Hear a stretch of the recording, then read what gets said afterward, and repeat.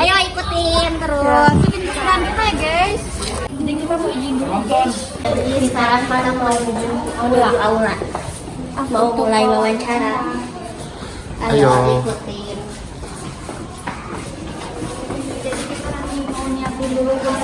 Jadi kita mau disuruh nge-setting sendiri nanti gimana Seperti ruang yang komen ke my channel. Jadi kita lagi nunggu muridnya lagi itu dulu, diam dulu. Apa? Lagi mau persiapkan jawaban. Lagi mempersiapkan jawaban dulu guys. Jadi kita apa ya? Kita lagi ngobrol-ngobrol dulu ya. Lagi nyiapin pertanyaan. Assalamualaikum warahmatullahi wabarakatuh. Waalaikumsalam warahmatullahi wabarakatuh. Ibu, kami dari SMA Negeri 2 Lembang izin mau wawancara Ibu tentang Desa Langgeng ini. Boleh. Sebelumnya maaf mengganggu waktunya Ibu. Ya, nggak apa-apa. Ibu langsung ke pertanyaan pertama. Kira-kira di desa ini didirikan pada tanggal berapa dan pada tahun berapa? Sebenarnya untuk tanggalnya kan belum pasti ya. Zaman dulu tanggalnya nggak ditulisin, nggak tercatat secara resmi gitu. Belum ada pembukuannya. Cuman Desa Langgeng didirikan pada tahun 1978.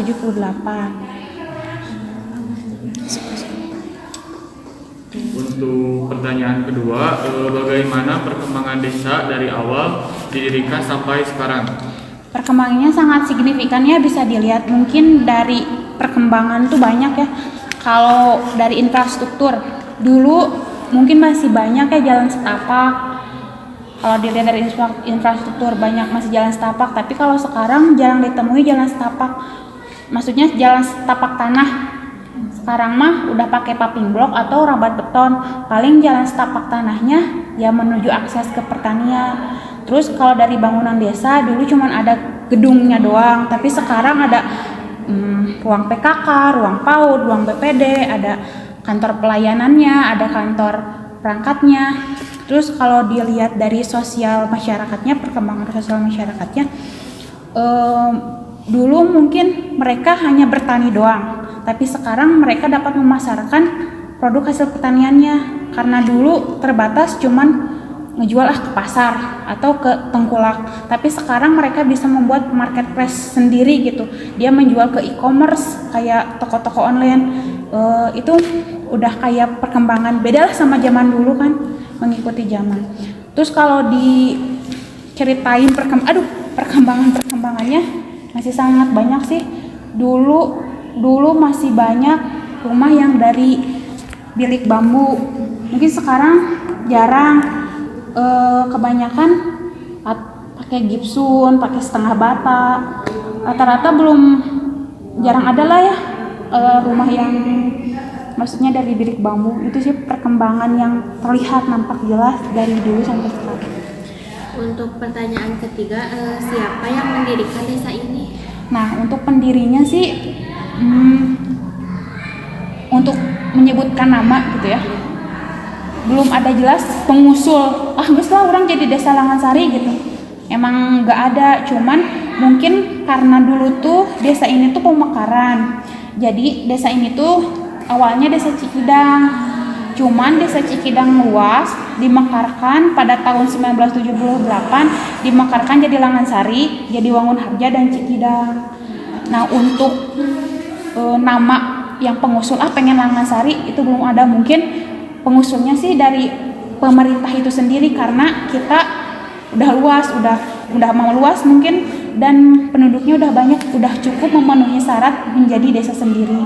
Tapi untuk nyebutin namanya nggak ada sih, belum ada gitu. Tapi untuk nama kades pertama ada Pak Ahyat tahun 1978. Mungkin Pak Ahyatnya sendiri bisa jadi pengusul pertamanya, tapi mungkin bukan juga, karena kebentur sama peraturan pemerintah yang harus emang dimekarkan. Mungkin dia saat itu ditunjuk atau dipilih jadi kadesnya gitu. Pertanyaan selanjutnya, ada kegiatan rutin apa yang sering dilakukan di desa ini? Jadi kalau kegiatan rutin dalam 1 tahun kita ada 2 semester kan. Nah, kegiatan rutin tuh di sini tuh ada banyak. Satu, ada pembangunan fisik, ada pemberdayaan apa sih? Ada pemberdayaan PKK. Kalian waktu kecil ke posyandu kan? Nah, itu tuh salah satu program desa yang ada namanya pemberdayaan PKK dan posyandu. Terus pemberdayaan Karang Taruna. Di sini ada Karang Taruna, pemberdayaan LPMD, BPD, dan pembinaan kemasyarakatan lainnya. Jadi 12 tahun itu tidak melulu pembangunan, tapi ada pemberdayaan, pembinaan yang kita lakukan khususnya untuk tahun ini. Kita kan kemarin COVID ya. Jadi untuk pasca COVID ini, apa sih kegiatan desa untuk memulihkan kemarin pasca COVID? Kayak bantuan berupa BLT yang dari dana desa, bantuan dari Kemensos, bantuan PKH, BPNT, terus ada juga pembangunan, ada yang RW 3 di sini. Kemarin kita membangun sarana rabat peleton yang ke bawah. Nah, itu terus nah sekarang mau ada ini ketahanan pangan itu yang lagi dijalankan saat Yang ini sebenarnya kegiatan rutinnya banyak, tapi kalau diperinci ada pembangunan, ada pemberdayaan, ada pembinaan. Untuk pertanyaan selanjutnya, bagaimana strategi Bapak oh iya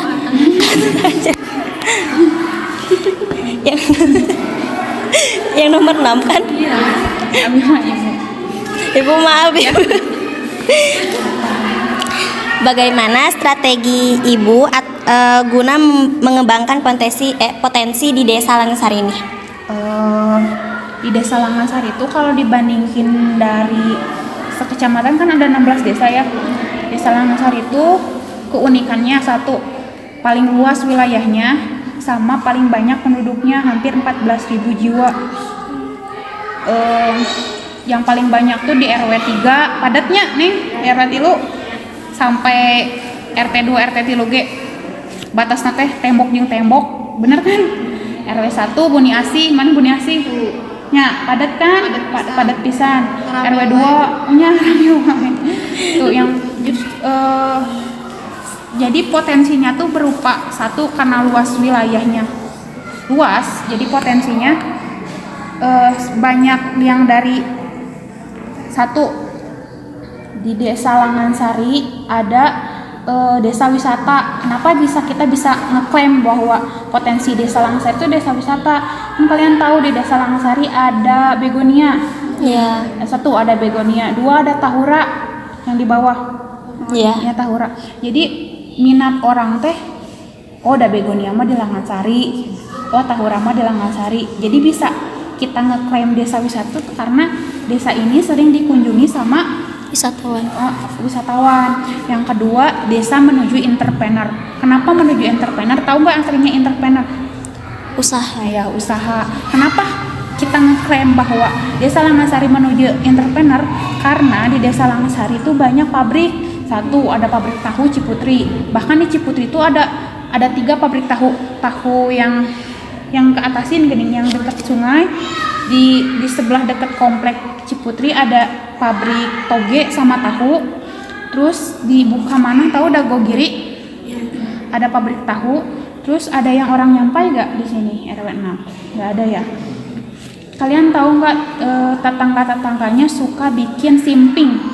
Simping juga ada ya, simping. Nah, mereka itu bisa menghasilkan lapangan pekerja sendiri tanpa mereka bergantung ke orang lain. Daripada emang mendingan ngaburu gue ke orang, tapi mereka kan berdikari sendiri kan. Nah,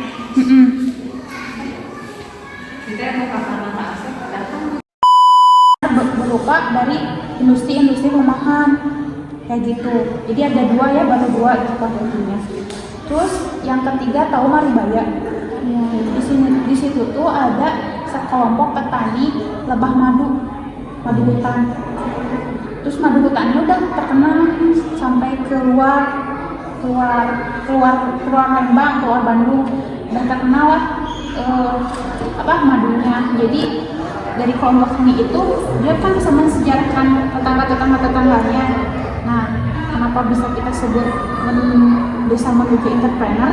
Karena ya alhamdulillah gitu ya, emang nggak semua, tapi sebagian masyarakatnya udah mandiri gitu, bisa menghasilkan lapangan pekerjaan dan mensejahterakan setidaknya untuk keluarganya sendiri.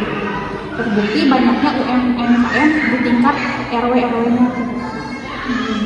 Terus yang ketiga kan desa wisata, desa menuju entrepreneur, desa pemajuan kebudayaan. Maksudnya pemajuan kebudayaan di RW 1 ya nih ada sisingaan, di RW 9 ada sisingaan, bahkan di RW 1 ada kelompok calung ya, ada calung. Nah, kita wadahi atau kita sering undang, kita sering syuting gitu ya, buat ini loh desa Langasari teh nggak sekedar maju ke zaman, tapi desa Langasari itu ikut memajukan kebudayaan sama melestarikan bahwa di desa Langasari ada sisingaan, nggak cuma di RW 1, di RW 9 juga ada. Jadi buktinya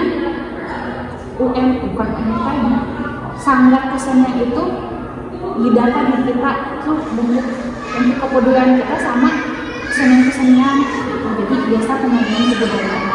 Terus yang paling terkenal mungkin ya, sampai kemarin ada event nasional di sini, ada desa kaktus. Desa kaktus kan di RW 1 RW 10 selergihannya. Nah, sampai kemarin di RW 10 tanggal berapa September ya, diadain event desa kaktus, kontes kaktus sama sekulen. Sampai jurinya juga bukan ya di dinas, dari pokoknya nggak cuman pesertanya nggak cuman Jawa lah, sampai ada yang dari Sumatera, dari Kalimantan. Itu membuktikan bahwa eksistensi si desa Langasari, desa kaktus ada dengan mengadakan satu event nasional kaktus sama sekulen. Telat sih nggak mau tanya bahwa dulu di RW 10 tempatnya teh begitu. Itu sih potensinya desa. Pertanyaan selanjutnya, permasalahan apa yang sering dihadapi oleh warga desa Langasari? Banyak. Kenapa banyaknya tuh semenjak COVID sih.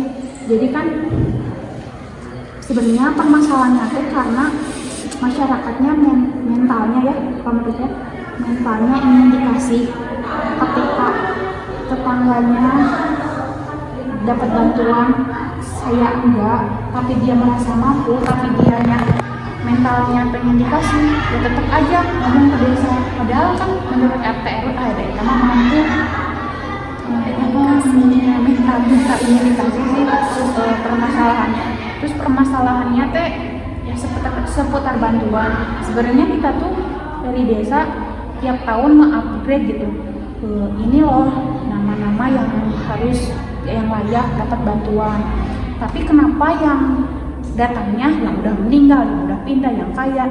Kan gak semuanya, belum tentu yang dulunya miskin sekarang kan kaya.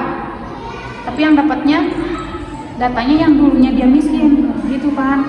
Jadi permasalahannya tuh administrasi penduduknya sih, maksudnya teh menentukan yang layak sama enggak layaknya. Tapi kita udah berusaha melalui data DPKS. Kalian di sini punya PIP juga. Nah, apa sih?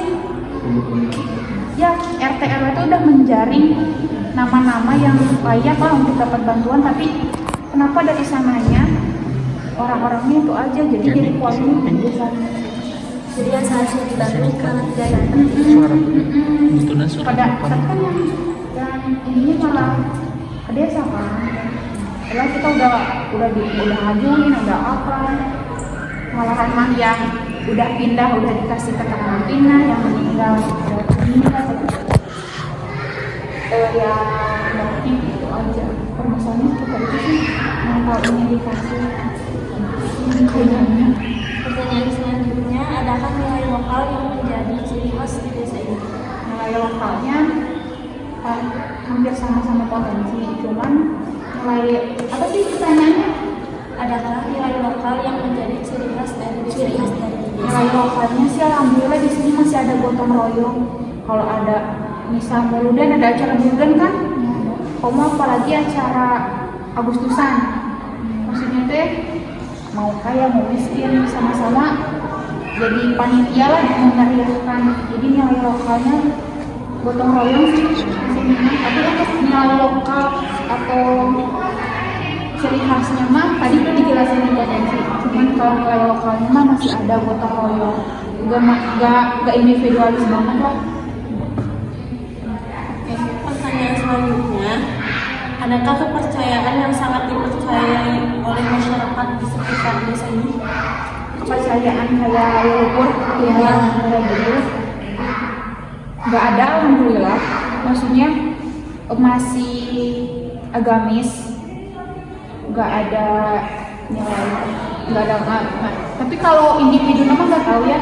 Cuman dari keseluruhan alhamdulillah, satu masih beragama, dua kalau memegang adat istiadat mah masih ada juga. Cuman kalau yang menyimpang gitu alhamdulillah. 10. Keterampilan apa saja yang ada di desa ini? Keterampilannya satu, dapat bercocok tanam tanpa diajarin. Termasuk bapak saya tanpa diajarin kuliah atau apa bisa bercocok tanam. Dua, bisa itu sih apa sih pertanyaannya? Keterampilan apa saja yang ada di desa ini? Kalau nelayan di sini mah nggak ada lautnya. Cuman keterampilannya satu, bercocok tanam. Dua, juga ada ukiran yang di mana bayar dia bikin souvenir. Jadi keterampilannya ada apa? Ada bercocok tanam tanpa diajarin, ada seni ukir, terus ada juga yang misalnya kan tanpa diajarin juga mereka teruntur-unturnya ambil sendiri. Terakhir, kan biasanya di sini suka ada permasalahan ya Bu. Kalau misalnya ada warga yang suka melanggar, itu teh biasanya suka dikasih sanksi yang berbeda.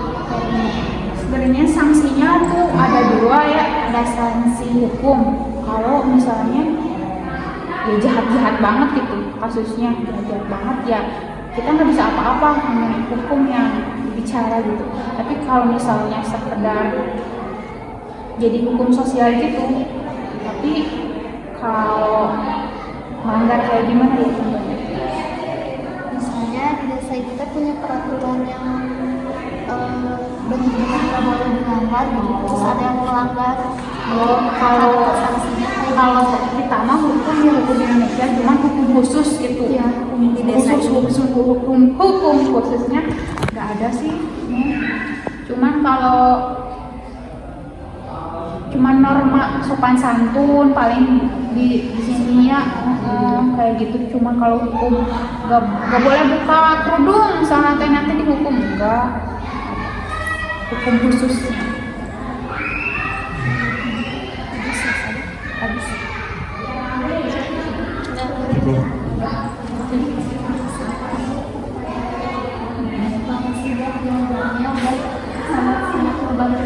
Jawab semua pertanyaan kita. Bapak Ibu mungkin cukup ya, maaf jadi mengganggu waktu Ibu. Enggak apa-apa. Sebelumnya terima kasih banyak karena sudah meluangkan waktu Ibu.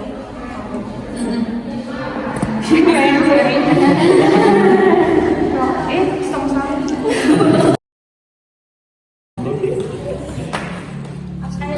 Ini lagi Tiara, ngomong. Mau.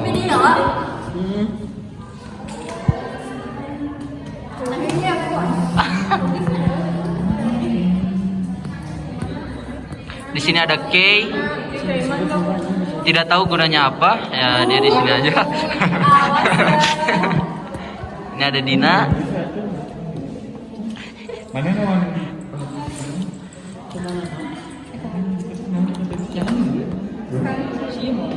Rachel. Ada Siti ya? Siti. Terus ada Silvi. Ada Anissa. Ada Krishna. Ada Argi.